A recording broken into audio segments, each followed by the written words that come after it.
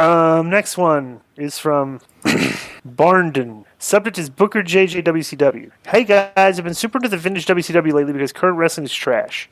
Was wondering if you guys were around for that terrible Booker T Double J feud involving Beetlejuice.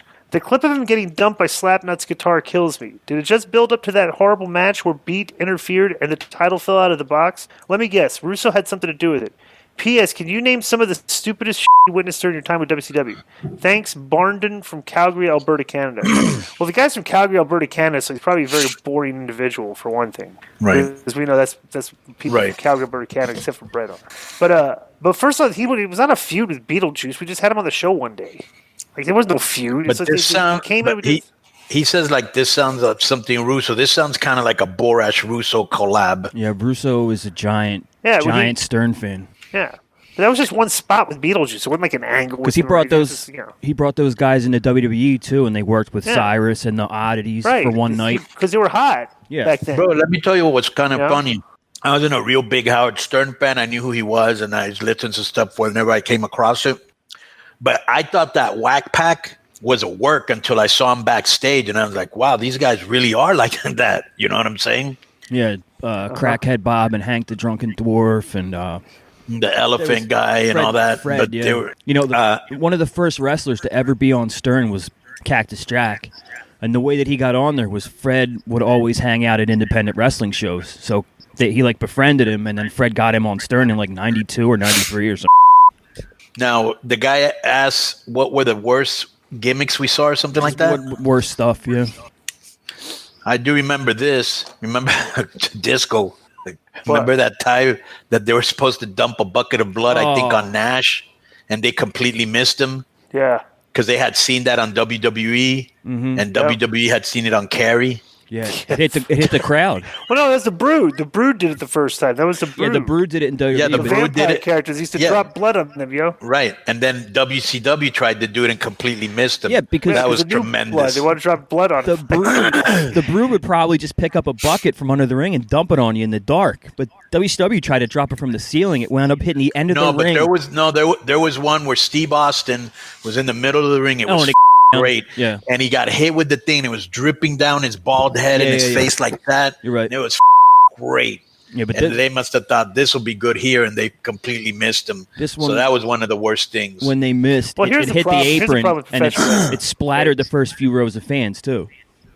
This is the thing with stuff like that. When there was an actual ratings war going on, okay, where there was like millions of viewers to be had. Right. Is that when you're losing in the ratings, okay, and this is common sense in anybody's book, you need to put some visual stuff on television to try to stop the channel surfer. Like if you see crazy stuff, but the problem is Vince got used to doing that in New York, but like in WCW, I think he just overdid it too much. Right. Like everything had to be some type of visual thing and stuff, but we're losing. That's like this the same philosophy. Like if you look at what WWE did to build up to where when the Monday Night War started, okay, and we built up to where they came back from us, like from 96 to 98, there was a slow build for them to come back, right?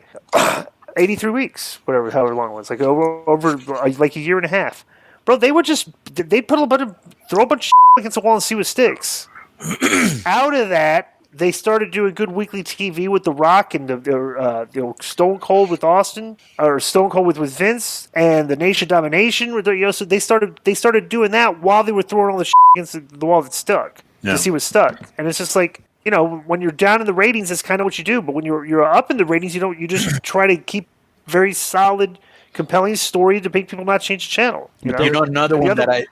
Another one I just remembered besides the finger poke of doom, which I thought that was brutal, was that long skit. And I don't remember the exact story, but I'm sure you might remember, Disco, that long segment that Roddy Piper did where Craig O'Malley was in the thing. Weren't you supposed to get Johnny Fairplay? I was. Remember that? Yeah. Remember that? Yeah, Craig O'Malley, the Shark, John Tenna. Yeah. I was in, no lie, I was in the big boys' locker room with Hogan, Macho, Nash, and Hall. Right. And me. It's the five of us in front of the monitor. They're all drinking wine. I mean, no lie. Everybody had a glass of wine in their hand. Okay, Right. during the show. Okay, Right. they do the spot. Everybody is just looking at each other afterwards, like still. You know that look when like something's just you just look at each other. And Kevin takes his wine and just drops his wine on the floor. Now I must like, I must have seen the replay because I remember very vividly Scott Hall telling me this is brutal. Nobody's gonna watch this. And then when the ratings came back, it was the highest rated segment, and he was like, "Well, that just proves people watch bad TV." You know? Well, the thing is, bro, why was it such a good rating? Because visually, you're going, "What the is going on?" It's like you're stopping on it, you're watching it because this is Piper's like fighting all these. He was doing fake. It was terrible. It's like you literally couldn't.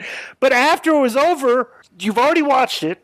And then you're looking at yourself, go, "What did I just see? That was horrible." You know, but you did watch the whole thing. You know, so that's why you got a good rating. You know, the biggest non-boxer you ever saw. Yeah, just smiling. I think it was brutal. The only thing that was smile. The only thing that was right about that was, if they were going to do, hey, Piper's auditioning guys for his uncensored team, which is what it was, then bring out some wrestlers we haven't seen in a while or something like that. Because you brought out two guys no one knew who the they were. And then at the end, when you brought out Earthquake, people were like, "Ooh, like Earthquake! I haven't seen him in a little while." Bro, it didn't matter who was in it. The segment was terrible. Yeah, but I think they could have got people if you brought. It out wasn't some familiar casting. faces. It wasn't casting.